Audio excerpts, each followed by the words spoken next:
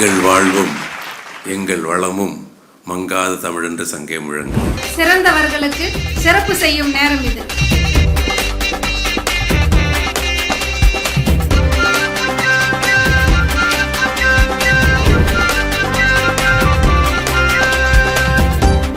அனைவருக்கும் வணக்கம்.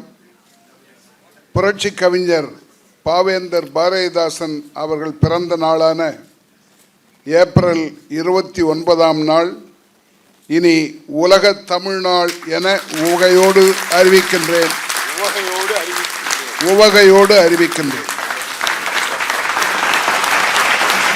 பாவேந்தர் வாழ்க.